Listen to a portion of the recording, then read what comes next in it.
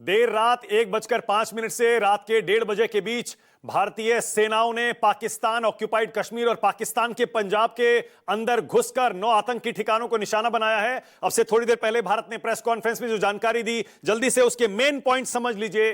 जिन 9 आतंकी ठिकानों को भारत ने निशाना बनाया है उनमें पाकिस्तान ऑक्यूपाइड कश्मीर का मुजफ्फराबाद स्थित लश्कर का सवाई नाला ट्रेनिंग सेंटर है और भारत ने बताया कि सोनमर्ग, गुलमर्ग और पहलगाम हमले के आतंकियों ने यही ट्रेनिंग ली थी।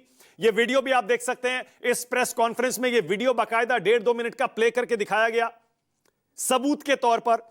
दूसरा, मुजफ्फराबाद का सैयदना बिलाल कैंप, यहां पर बताया गया यहां हथियार, विस्फोटक और बाकी आतंकवादियों की ट्रेनिंग यहीं की जाती है।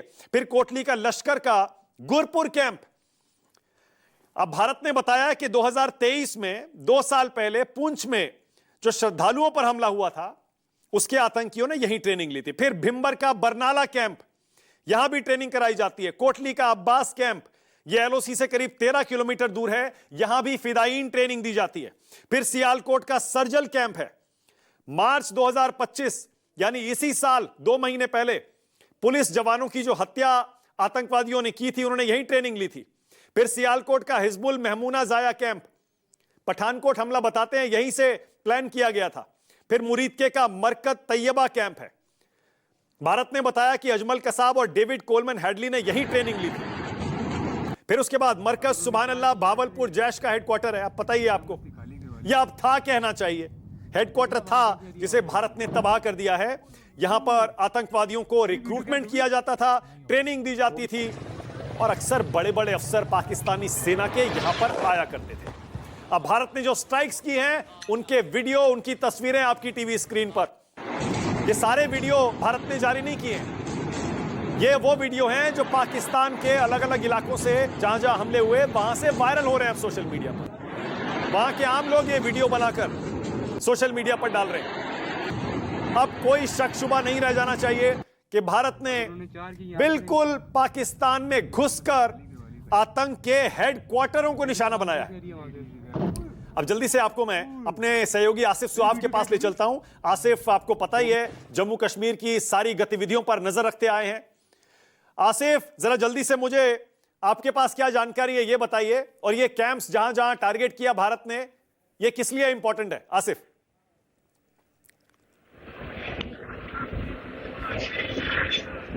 देखिए मानक, ये जो स्ट्राइक्स हुई है ये काफी सटीक हुई है और इन स्ट्राइक्स को अंजाम तक पहुंचाने के लिए इंटेलिजेंस का बहुत बड़ा हाथ है।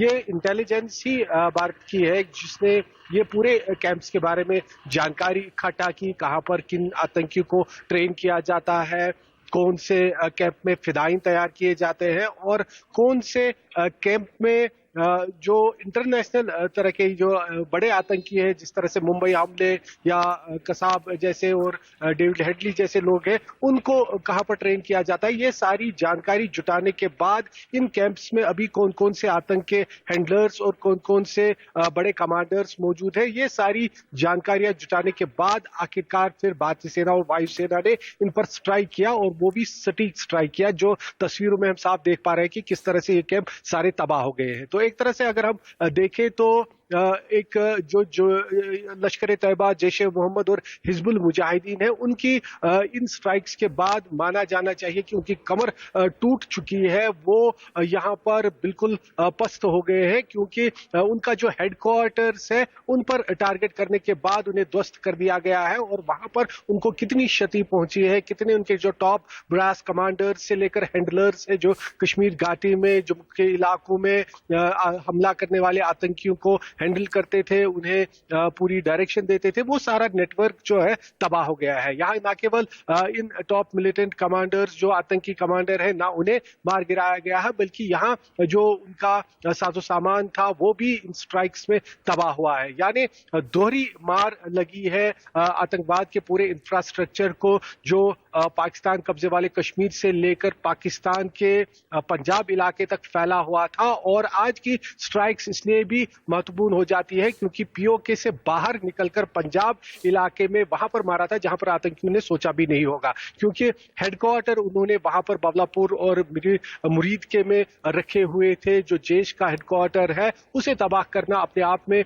ये दर्शाता है कि किस प्रकार से जैश पूरी तरह से लगभग वहां पे खत्म हो गया है और उन्हें दोबारा से खड़ा करना या इस तरह की सोच रखना कि दोबारा से उनको खड़ा करेंगे काफी मुश्किल होगा उनके लिए। तो इस तरीके से काफी महत्वपूर्ण ये है यहाँ जो आतंक पर प्रहार हुआ है भारतीय सेना वायुसेना का, और जो पहलगाम में हमला हुआ था उसके बाद जो भावना पूरे देश में बनी थी, जम्मू कश्मीर में भी सड़क से लेकर विधानसभा तक जो एक आवाज उठी थी बदले की, वो यहाँ पर पूरा हो गया है। और यहाँ देख रहे हैं हम कि लोग भी काफी खुश है। यहाँ तक कि जो आदिल शाह का बाई है, जो आदिल शाह वहां बैसरन में पर्यटकों की जान बचाते हुए आतंकियों का शिकार हो गया था, वहां पे उसकी जान चली गई थी, उसके बाई ने भी बयान दिया कि वो काफी खुश है कि उनका जो बदला है वो पूरा हो गया है। तो जाहिर सी बात है कि एक तरफ जो आतंकवाद पर ये कड़ा प्रहार हुआ है तो दूसरी तरफ लोगों को भी इसमें राहत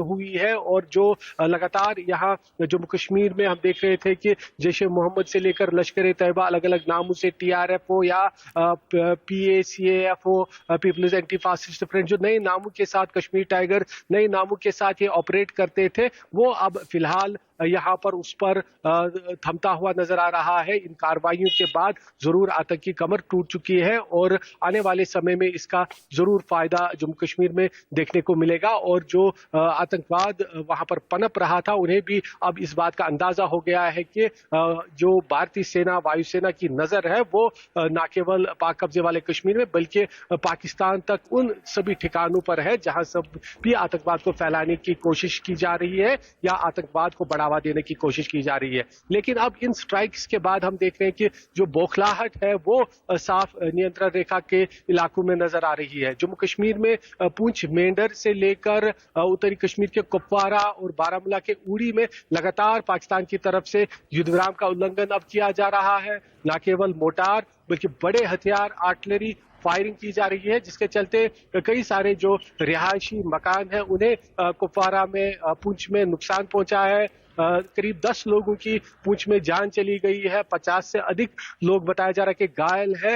हालांकि भारतीय सेना भी इस युद्धविराम उल्लंघन का मुंहतोड़ जवाब दे रही है, लेकिन जो बौखलाहट है वो अब साफ वहां पर नजर आ रही है और वो भी ये बताने के लिए काफी है कि पाकिस्तान में जो टेरर का नेटवर्क है, जो टेरर का हेडक्वार्टर है, उसे किस तरह की क्षति पहुंची है और उसका दर्द कहां कहां पे हो रहा है। बिल्कुल सही है। ओके आसिफ, आपके पास अपडेट के लिए लौटूंगा मैं।